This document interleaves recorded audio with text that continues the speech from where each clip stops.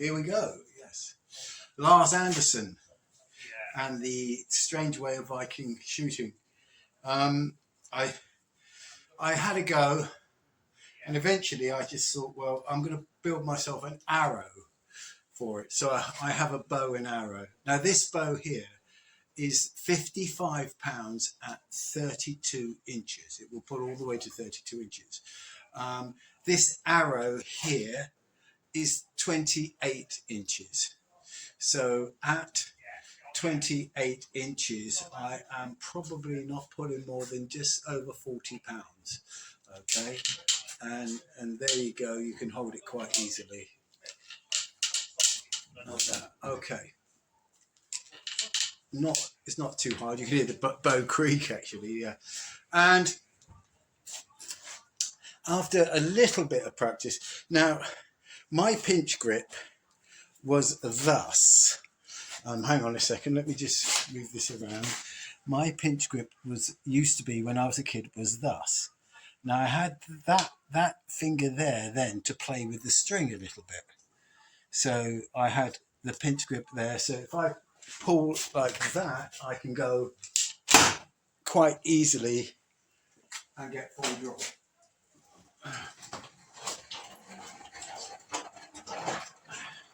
But the difference being is this arrow. As you can see, I've cut it in here to make the thing. And you notice it is very slightly knocked. It's a very shallow knock. Okay, now that makes all the difference. If I have an arrow here with even a deep knock, but no cutaway, I find it much harder to do that sort of, especially the pinch grip like that. That's nowhere near 28 inches, and that was slipping through my fingers as I was pulling that. So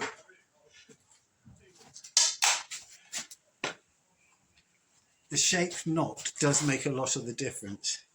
Now, as for aiming like that, with a lower sort of shooting from the hip, so to speak, that's not anything that I seem to have any ability to do particularly well.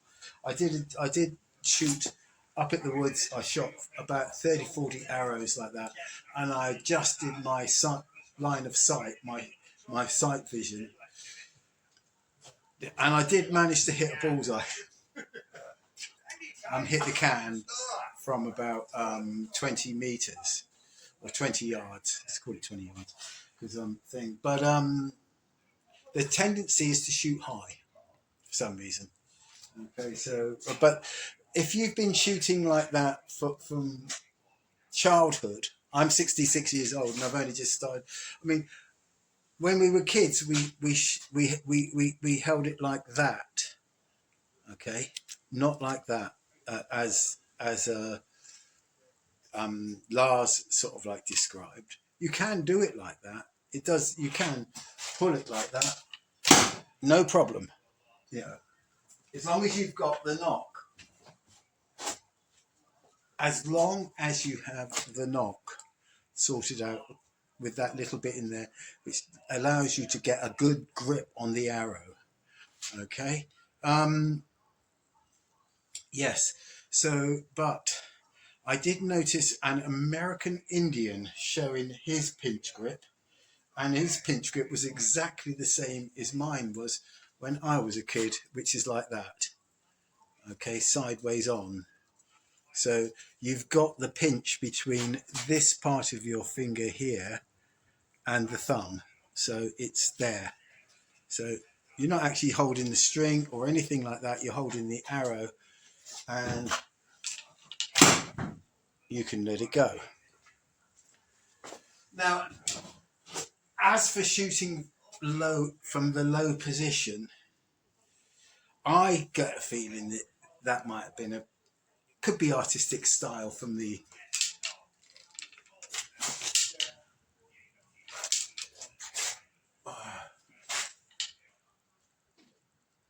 artistic thing of the art, because I mean that is line of sight. I don't know, and but somebody said, "Oh, there's no way you could pull 80 pounds like this." I think if you were trained and you'd done it all your life, your muscle groups, I mean, people look at me and they say, "You can't pull an 80-pound bow. You're just a weed. You're just a small bow." And when I do, they go, "Oh, that is that is their expression quite a lot." Like, I've had people who sort of like quite well built and quite thin, like, struggle with my bow, and when I pull it, they go like that, because basically what it is my muscle sets. It's not that I'm big and muscly and strong. It's just for that particular job, I'm all right. And one would think that if the Norman and the Viking and the Saxon, sort of archers, have been doing it like that their whole lives, there's probably no, they could probably easily pull 70 to 80 pounds like that and let it go, and they say, because you're not touching the string or anything like that, the arrow comes off straight. I mean, as you can see, this is a green stick arrow that I was supposed to be making for somebody else, but it got waylaid. But and they do have, historically, this is historically quite correct. Okay, so, and I think that makes all the difference. I mean, I know Shad was having a go at this and he was struggling with it, and they were all struggling, but they were using the modern arrows and the modern thing. I think if you have your arrows made like that for the particular style, you can go a lot further. I mean, this makes a world of difference, just that. But as for the low and the high or whatever, I don't know. The jury's out on the aiming. Anyway, this has been a 10-minute video so far. So, but it's interesting, and like the thumb grip, you can jump around and you can move around. Once you've got the arrow and the thing, you've got control of it, and also there's no reason why you can't do the thumb grip on the other side.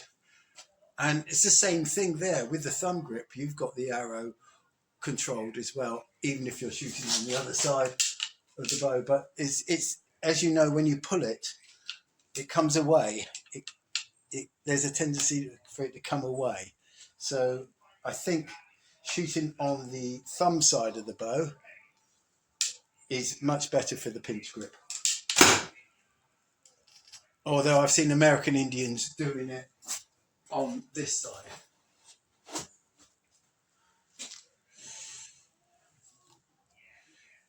Doing it on this side, though I'm going to have to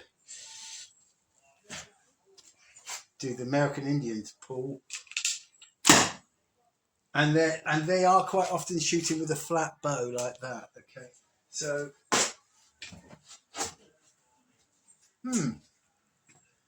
yes, well, I think what we need is for some younger persons to actually start off quite young and work at this for a couple of years and see how well they can get on with it and see how good they can get with it, see how they can, how their accuracy and their shooting and everything like that.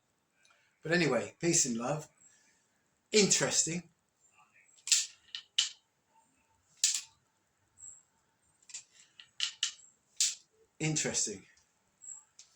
Cheers.